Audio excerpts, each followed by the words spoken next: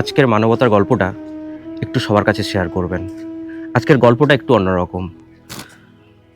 একদিন পর ঈদ এক সম্প্রদায়ের মানুষের কাছে পবিত্র উৎসব। এই ঈদে কিছু মানুষ যেমন আনন্দ করবে, ভালো মন্দ খাওয়া দাওয়া করবে, ভালো পরিপোশাক করবে, সেরকম কিছু মানুষও প্রিয়জন হারানোর শোকে বাড়ির এক কোণে চোখের জল ফেলবে।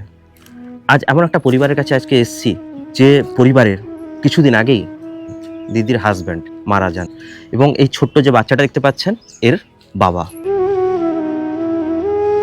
আপনার কি দুই ছেলে মেয়ে? না, একটা ছেলে আছে। একটা ছেলে আর এই মেয়ে। এই পড়াশোনা করে তো? পরে পড়ে। আচ্ছা, তো একদিন পর তো ঈদ, আপনাদের ধর্মের যে পবিত্র উৎসব। আমি এরকম একটা খবর পেয়েছিলাম যে আপনাদের গ্রামে এই বাচ্চাটার বাবা নেই এবং এর পোশাক হয়নি। তো সেই জন্য আজকে আমি এসেছি আপনাদের কাছে। তো আপনাদের মাধ্যমে আমি এই ভিডিওটা তুলে ধরছি যে এই বাচ্চাটার মতো অনেক পরিবার রয়েছে যাদের প্রিয়জন নেই, প্রিয়জন হারিয়ে গেছে। তো সেই মানুষগুলোর কাছে চেষ্টা করি একটু একটু করে পৌঁছে যাওয়ার। তো সেই জন্য আজকে আমি এসেছি। এই ছোট্ট বাচ্চাটাকে আপনারা দেখতে পাচ্ছেন, কত একটা মিষ্টি মেয়ে। প্রিয়জন হারানোর যে দুঃখ বেদনা ও এতটা বোঝে না, ও তো ছোটো, কিন্তু ওরও তো ইচ্ছে করে যে আমি ভালো পোশাক পরি, ভালো খাওয়া দাওয়া করি, আনন্দে সবার সঙ্গে মেতে থাকি। তো মামনি, পড়াশোনা করো তো?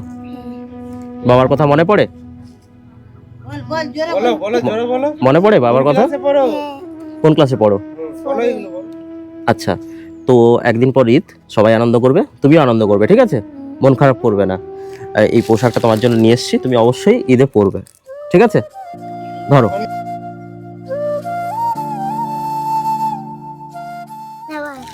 আচ্ছা, তুমি আমাকে কথা দাও যে আমি মন দিয়ে পড়াশোনা করব, বড় হলে মানুষের মতো মানুষ হব, এবং আমি যেভাবে মানুষের পাশে থাকলাম তুমি একদিন বড় হয়ে এইভাবে বিভিন্ন অসহায় মানুষের পাশে থাকবে। থাকবে তো?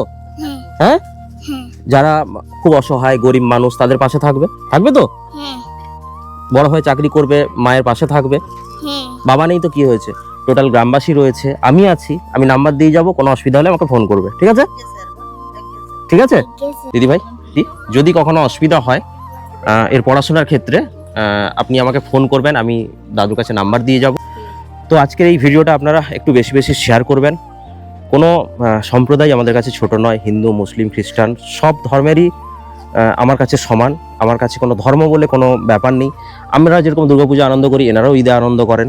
তো আমি চেষ্টা করি প্রতি বছর ঈদে কিছু মানুষের জন্য সহযোগিতা করার। তো এই বছরও যতটুকু পেরেছি করেছি। এই বাচ্চাটার খবর আমাকে একজন দিয়েছিলেন, আমি সেই জন্য আজকে এসেছি। তো আপনারা সবাই ভালো থাকবেন, সুস্থ থাকবেন। জয় হিন্দ।